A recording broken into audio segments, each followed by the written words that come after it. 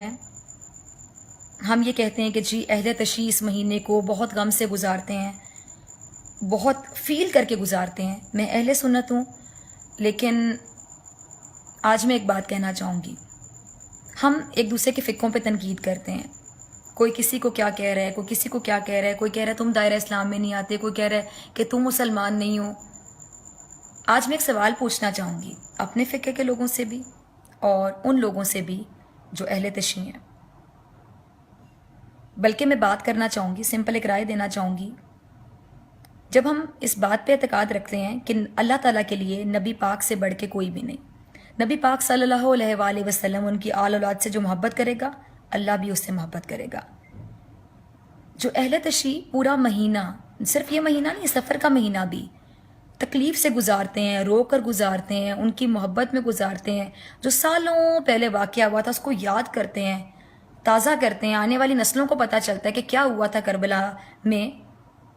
آپ کو نہیں لگتا کہ ان کی آنکھوں سے جتنے آنسو بہتے ہیں وہ ان کی بخشش کا سامان بنیں گے آخرت میں؟ کیونکہ نبی پاک اور ان کی اولاد کے لیے جو آنسو بہائے گا، ان آنسوؤں کی قیمت اللہ تعالیٰ کیسے ادا کرے گا، یہ اللہ کو پتہ ہے۔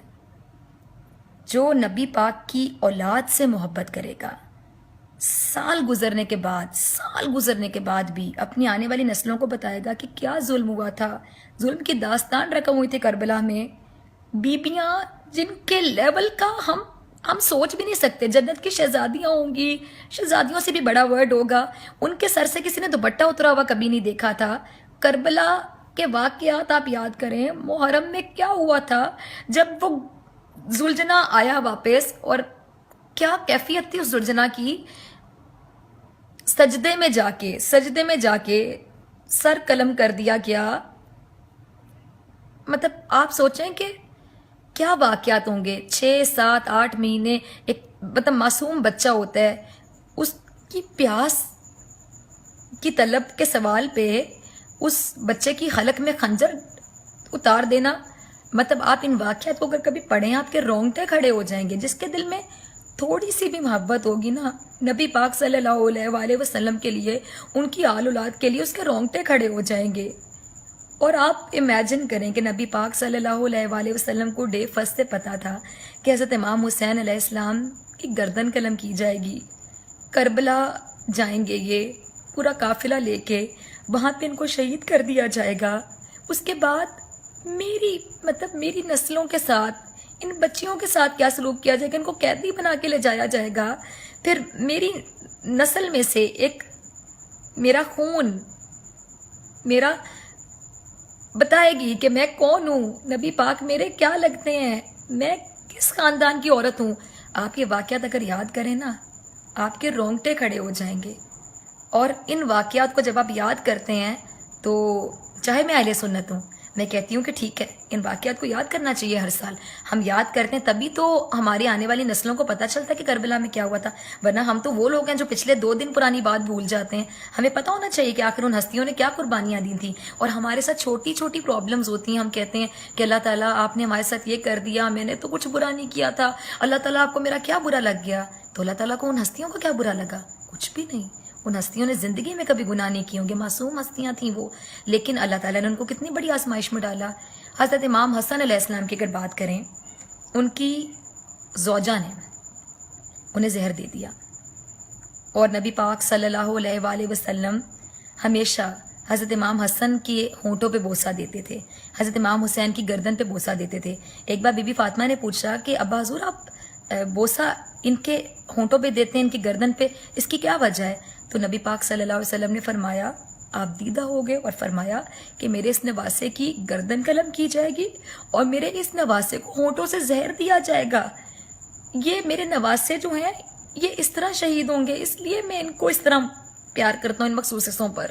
اور آپ یہ بتائیں کہ آپ مطلب صبر کی بات کرتے ہیں، حضرت امام حسین کے صبر کی داد دیجیے، آپ حضرت امام حسن کے آپ کیلیبر کی داد دیجیے، کیا کیلیبر ہے، معاف کرنے کا درجہ دیکھیے کہ بیوی نے زہر دے دیا، اور زہر پینے کے بعد پوچھتے ہیں، اس خاتون سے پوچھتے ہیں کہ تو نے میرے ساتھ یہ کیا، کیا میں تیرا اچھا شوہر نہ تھا؟ تو نے میرے ساتھ ایسا کیا، بس اور کچھ نہیں پوچھتے. تو ان ہستیوں کے لیے اگر ہم روتے ہیں، اگر کوئی روتا ہے تو آپ ان کے رونے پہ کامنٹ کیسے کر سکتے ہیں؟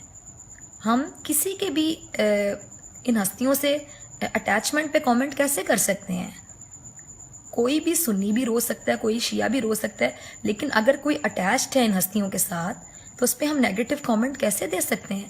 آپ کے باقی کامنٹس اپنی جگہ کہ آپ خلفائے راشدین کے حوالے سے جو بھی بات کرتے ہیں سنی شیعہ آپس میں اس بارے میں رائے نہیں دے رہی. میں صرف یہ سوال کر رہی ہوں کہ جو نبی پاک صلی اللہ علیہ وآلہ وسلم کی آل اولاد کے ساتھ ظلم ہوا کربلا کے میدان میں، اگر اس ظلم کو یاد کر کے کوئی آنسو بہاتا ہے، کوئی روتا ہے، کوئی خون کے آنسو روتا ہے، تو ہم ان کو اس بات پہ کامنٹ کیسے کر سکتے ہیں؟ ہم نیگیٹو رائے کیسے دے سکتے ہیں کہ نبی کی اولاد کے لیے جو رو رہا ہے؟ میں تو کہتی ہوں اللہ آپ کو بھی توفیق دے، مجھے بھی توفیق دے کہ ہم ان کے لیے روئیں اور اللہ تعالیٰ ہمارے ان آنسوؤں کو بخشش کا سامان بنا دے.